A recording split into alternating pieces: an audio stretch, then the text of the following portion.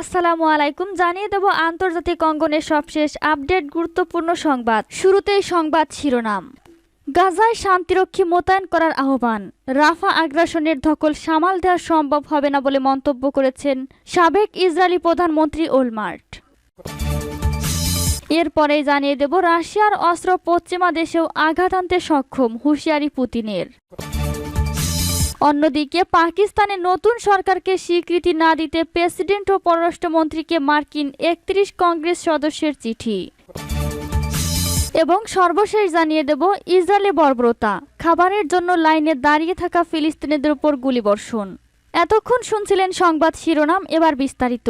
আজকের সংবাদ সম্পর্কে আপনার মূল্যবান মতামত লিখে জানান। জানিয়ে দিন কোন স্থান থেকে আমাদের সংবাদ শুনছেন অথবা দেখছেন। গাজায় শান্তিরক্ষী মোতায়েন করার আহ্বান। রাফা আগ্রাসনের ধকল সামাল দেওয়া সম্ভব হবে না বললেন ওলমার্ট। গাজা উপত্যকায় সর্বদক্ষিণে শহর রাফাতে পরিকল্পিত স্থলাগ্রাসনের ব্যাপারে তেল আবিবকে সতর্ক করে দিয়েছেন সাবেক ইসরায়েলি প্রধানমন্ত্রী ইহুদ ওলমার্ট।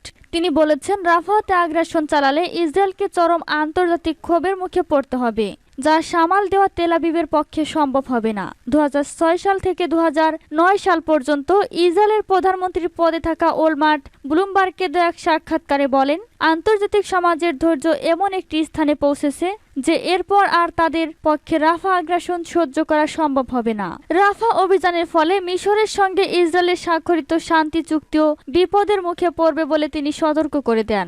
ইহুদ ওলমার্ট বলেন, গাজা থেকে ইসরায়েলি সেনা প্রত্যাহার করে সেখানে আন্তর্জাতিক শান্তিরক্ষী মোতায়েন করার উপরও প্রধানমন্ত্রী নেতানিয়াহুর জোর দেওয়া উচিত। গাজার মিশর সীমান্তে অবস্থিত রাফা শহরকে যুদ্ধের শুরুতে নিরাপদ অঞ্চল বলে ঘোষণা করেছিল ইহুদিবাদী ইসরায়েল। তেল আবিবের ধারণা ছিল হামাসের সমস্ত ঘাঁটি, সদর দপ্তর ও ইসরায়েলি পণবন্দীরা উত্তর গাজায় রয়েছে, কিন্তু গত প্রায় 5 মাসে তারা উত্তর ও মধ্য গাজার সর্বত্র তন্ন তন্ন করেও হামাসের সদর দপ্তর কিংবা পণবন্দীদের খুঁজে পায়নি।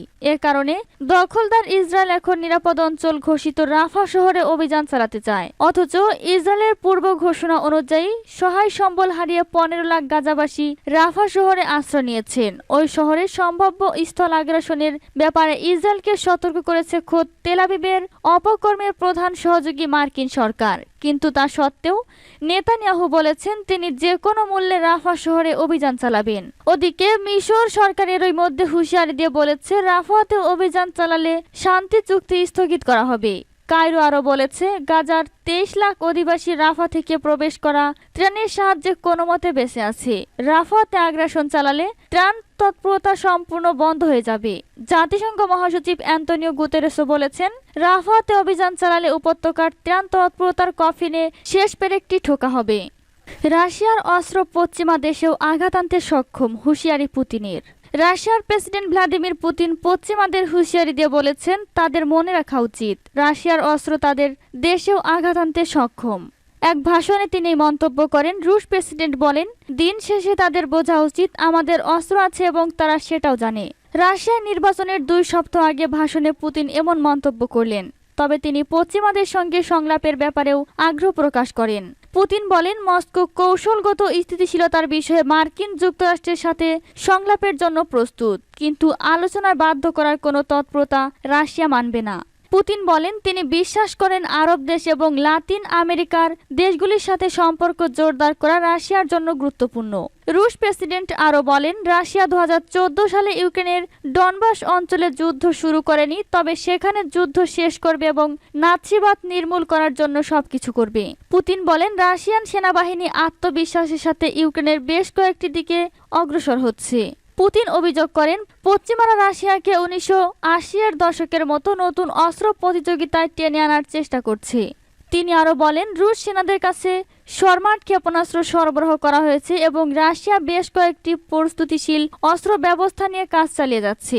এ সময় তিনি মহাকাশে রাশিয়ার পারমাণবিক অস্ত্র স্থাপনের কথিত পরিকল্পনার অভিযোগকে ভিত্তিহীন বলে মন্তব্য করেন।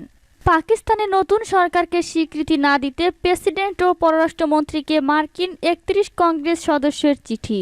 পাকিস্তানের নির্বাচনে জালিয়াতির অভিযোগ পূর্ণাঙ্গভাবে স্বচ্ছতার সঙ্গে এবং বিশ্বাসযোগ্য তদন্ত শেষ না হওয়া পর্যন্ত নতুন সরকারকে স্বীকৃতি দেওয়া স্থগিত রাখতে যুক্তরাষ্ট্রের প্রেসিডেন্ট জো বাইডেন ও পররাষ্ট্রমন্ত্রী অ্যান্টনি ব্লিংকেনের কাছে আহ্বান জানিয়েছেন 31 জন মার্কিন কংগ্রেস সদস্য।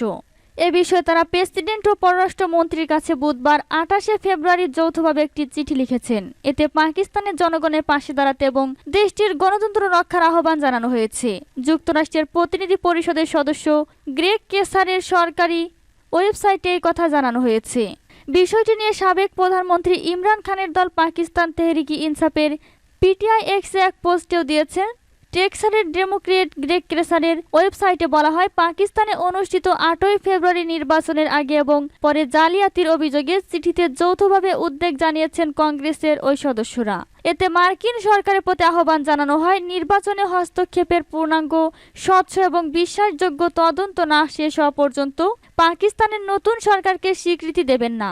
রাজনৈতিক বক্তব্য বা কর্মকাণ্ডে জড়িত থাকা কোনো ব্যক্তিকে আটক রাখা হলে তাদেরকে মুক্তি দিতে পাকিস্তান কর্তৃপক্ষের প্রতি আহ্বান জানাতে বলা হয়েছে। এসব ব্যক্তিকে মুক্তি দেয় এবং এ সংক্রান্ত তথ্য সংগ্রহে পাকিস্তানে মার্কিন পররাষ্ট্র মন্ত্রণালয়ের কর্মকর্তাদের দায়িত্ব দিতে অনুরোধ করা হয়েছে চিঠিতে। এতে আরও দাবি জানানো হয়েছে যে পাকিস্তান কর্তৃপক্ষকে পরিষ্কার করে বলতে হবে, মানবাধিকার লঙ্ঘন, গণতন্ত্রে বাধা অথবা অন্য যে কোনো দুর্নীতির বিষয়ে জবাবদিহিতা চায় যুক্তরাষ্ট্রের আইন। সামরিক এবং অন্যরকম সহযোগিতা স্থগিত রাখতে অনুরোধ করা হয়েছে। গ্রেগ কেসারের ওয়েবসাইটে আরও বলা হয়, নির্বাচনের আগে ভোট জালিয়াতির অভিযোগে থাকা সত্ত্বেও পাকিস্তানি জনগণ ব্যাপক সংখ্যায় ভোট দিয়েছেন। যুক্তরাষ্ট্রকে তার স্বার্থে এটা নিশ্চিত করতে হবে যে এই নির্বাচনের ফল পাকিস্তানের কোনো অভিজাত শ্রেণী বা সামরিক বাহিনীর নয়, দেশটির জনগণের ইচ্ছার প্রতিফলন ঘটিয়েছে। গ্রেগ কেসার বিবৃতিতে বলেছেন, যুক্তরাষ্ট্রকে অবশ্যই তার মিত্রদেরকে উচ্চ মানসম্পন্ন অবস্থায় রাখতে হবে। তাই একটি বিশ্বাসযোগ্য নিরপেক্ষ তদন্ত শেষ না হওয়া পর্যন্ত এই নির্বাচনের ফলকে স্বীকৃতি দেওয়া উচিত হবে না আমাদের। কংগ্রেসম্যান সুশান ওয়াইল্ড বলেন, দেশে এবং দেশের বাইরে গণতন্ত্রের পক্ষে আমাদের প্রতিশ্রুতির সর্বোচ্চ মানদণ্ডের প্রতিশ্রুতির প্রতি আমাদের শক্তিশালী থাকতে হবে। পাকিস্তানে নতুন সরকার হবে দেশটিতে জনগণ প্রকৃত পক্ষে যার জন্য ভোট দিয়েছেন তার প্রতিফলন। এখন সময় হচ্ছে পাকিস্তানের জনগণের সঙ্গে সংহতি প্রকাশ করতে সমন্বয়ের কথা বলা উচিত যুক্তরাষ্ট্র ও আন্তর্জাতিক সম্প্রদায়ের। খাবারের জন্য অপেক্ষায় থাকা ফিলিস্তিনিদের গুলি চালিয়েছে ইসরায়েল। অবরুদ্ধ গাজা উপত্যকায় খাবারের জন্য অপেক্ষায় থাকা ফিলিস্তিনিদের উপর গুলি চালানো হয়েছে। আল জাজিরার এক প্রতিবেদনে জানানো হয়েছে, এই ঘটনায় বেশ কয়েকজন হতাহত হয়েছেন। গাজার নুসেরাত, বুরাইজ এবং খান ইউনিসে ইসরায়েলি বাহিনীর বিমান হামলা ও গোলাবর্ষণে কমপক্ষে 30 জন নিহত হয়েছে। এদিকে জাতিসংঘের শিশু বিষয়ক সংস্থা সেভ দ্য চিলড্রেন জানিয়েছে, ধীর গতিতে শিশুদের গণহত্যার সাক্ষী হচ্ছে গাজা। স্থানীয় এক বাসিন্দা বলেন, আমরা সেখানে খাবারের জন্য অপেক্ষা করছিলাম, সে সময় ইসরায়েলি সেনারা আমাদের উপর গুলি চালিয়েছে। বেশ কিছু ফুটেজে দেখা গেছে বেশ কয়েকজন হতাহত ফিলিস্তিনিকে ট্রাকে করে নিয়ে যাওয়া হচ্ছে। সেখানে কোনো অ্যাম্বুলেন্সও প্রবেশ করতে পারছে না। আল রশিদ স্ট্রিটে জড়ো হচ্ছিলেন ফিলিস্তিনিরা। আটা বহনকারী ত্রাণবাহী ট্রাক থেকে তাদের সহায়তা দেবে বলে তারা আশা করছিলেন। তবে এবারই প্রথম নয়, এর আগে খাবারের জন্য অপেক্ষায় থাকা ফিলিস্তিনিদের গুলি চালিয়েছে ইসরায়েলি বাহিনী। গাজায় ইসরায়েলি বাহিনীর তাণ্ডবে প্রতিদিনই শত শত নিরীহ ফিলিস্তিনি প্রাণ হারাচ্ছেন, এর মধ্যে অধিকাংশই নারী এবং শিশু। সেখানে গত 7 অক্টোবর থেকে এখন পর্যন্ত প্রায় 30,000 ফিলিস্তিনি নিহত হয়েছেন। গাজার স্বাস্থ্য মন্ত্রণালয় জানিয়েছে, গত মঙ্গলবার সন্ধ্যা এবং বুধবার সকালের মধ্যেই 76 জন প্রাণ হারিয়েছেন। ফলে সেখানে নিহতের সংখ্যা 29,954 জনে দাঁড়িয়েছে। এদিকে নতুন করে আরও প্রায় 110 জন আহত হয়েছে। ফলে এখন পর্যন্ত গাজায় আহত হয়েছে 70,325 জন। গাজার স্বাস্থ্য মন্ত্রণালয় জানিয়েছে, কামাল আদওয়ান এবং আল শিফা হাসপাতালে পানি শূন্যতা এবং অপুষ্টিজনিত 6 শিশুর মৃত্যু হয়েছে। অন্য শিশুদের অবস্থাও গুরুতর। ওই 2 হাসপাতালে আরও 3 শিশুর মৃত্যুর খবর পাওয়া গেছে। জাতিসংঘের মানবাধিকার সংস্থা জানিয়েছে, মানবিক সংস্থাগুলো গাজায় প্রবেশ করতে পারছে না। তাছাড়া তারাও হামলার শিকার হচ্ছেন। এর আগে মার্কিন প্রেসিডেন্ট জো বাইডেন বলেছেন, তিনি আশা করছেন যে আগামী সোমবারের মধ্যে নতুন যুদ্ধবিরতি হতে পারে। তিনি আরও বলেছেন, আমার জাতীয় নিরাপত্তা উপদেষ্টা আমাকে বলেছেন যে আমরা যুদ্ধবিরতির কাছাকাছি আছি।